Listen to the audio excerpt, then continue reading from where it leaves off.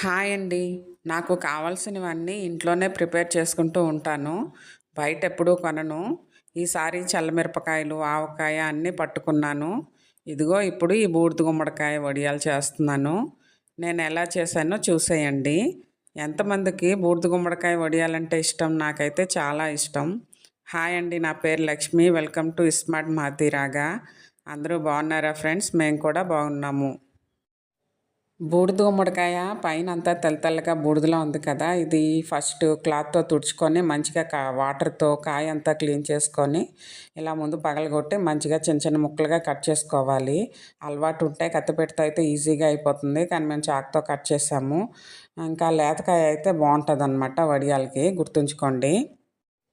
ఈరోజు వడియాలు ఎండలో పెట్టేది ఉంటే ముందు రోజు నైటే కాయను ముక్కలుగా కట్ చేసుకోవాలి.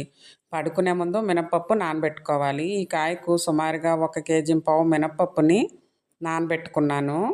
పొట్టుపప్పు కాదు, చాయ్ మినపప్పే నానబెట్టాను అనమాట. ఇలాగ కట్ చేసుకున్న ముక్కల్లో కొద్దిగా సాల్టు, అలాగే కొంచెం పసుపు ఈ ముక్కలన్నిటిలో బాగా కలుపుకొని ఏదైనా క్లాత్లో గట్టిగా కట్టేసుకోవాలన్నమాట. దాంట్లోంచి వాటర్ అనేది వస్తుంది.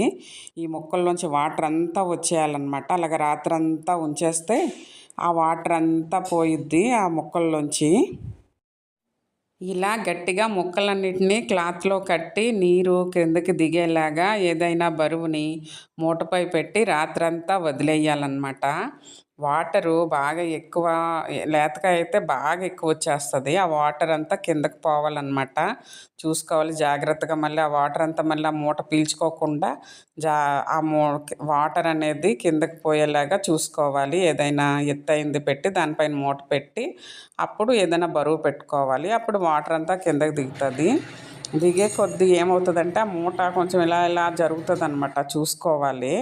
ఇంకా మార్నింగ్ అయినప్పుడు ఈ పిండిని గారెలకు ఎలా అయితే రుబ్బుకుంటామో మినపప్పును రుబ్బేసుకొని తీసుకోవాలి.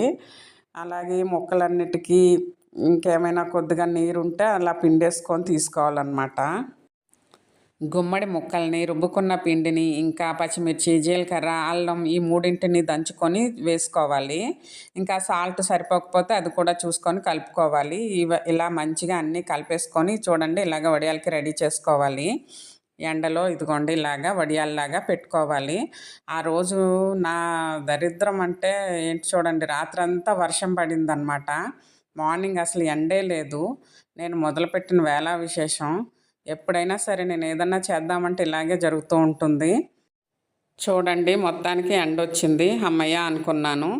ఈసారి మామిడి పళ్ళు చాలా బాగానే తిన్నాము. అంటే ఫ్రెష్వి, అంటే తోటల్లోకి వెళ్ళి తెచ్చుకున్న పళ్ళు అనమాట. ఇలా మగ్గ పెట్టుకొని తిన్నాము. ఏ మందు పెట్టనివి, అంటే ఆర్గానిక్ అనమాట.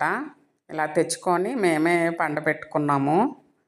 ఈసారి మా ఇంట్లో మల్లెపూలు కూడా చాలా ఎక్కువ వచ్చేసాయి. అసలు ఎన్ని వచ్చాయంటే అలా ఎంతమందికి పంచామో.